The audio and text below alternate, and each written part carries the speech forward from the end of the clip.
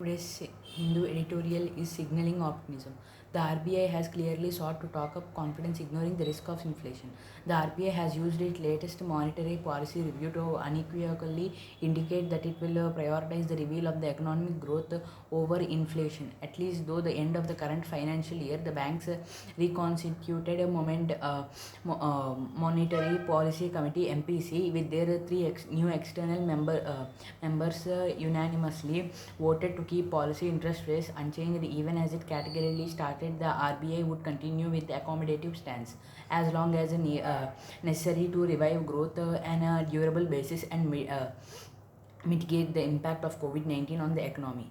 Interestingly, the MPC none too subtly titled away from its inflation targeting mandate by downplaying the risks on the price pressures front when it assessed the supply shocks were mainly responsible for keeping inflation above the tolerance band for months. These shocks it should be dissipated as the economic unlocks, supply chains are resorted, and activity normalizes.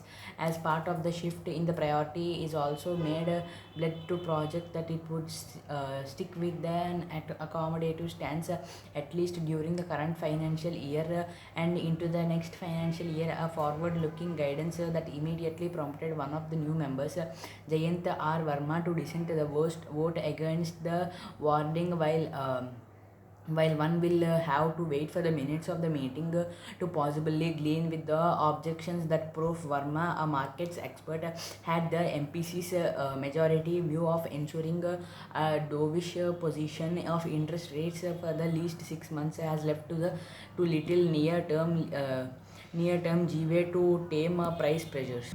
RBI Governor Shakuntalata Das went to great lengths to emphasize that the current inflation hump was a transient phenomenon that needed to be logged through when taking measures to support the emerging impulses and helping the economy return to its feet. Though a series of liquidity enhancing and credit flow supportive steps, the central bank reiterated its commitment to maintaining stability in the financial markets at a time when resources strapped central and state governments are expected to resort the substantially higher levels of borrowing to meet their spending needs. There can certainly be no argument at this point that the economy needs all support it can get to recover from its 23.9% estimated contraction of the first quarter. The RBI sees a gradually recovery, forecasting a marginal growth of 0.5% in the fourth quarter that would narrow the full year contraction of 9.5%. It is inflation assumptions, however, that cause a disappointment from a form of a projection of 6.8%. 6.8% for QU CPI inflation in posited to sharply ease 5.4% in Q3 and 4.5% in Q4.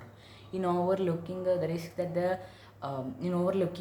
that the persistence of supply bottlenecks, cost push pressures from higher tax on transport fuels, the possibility of food price inflation becoming enchanted pose.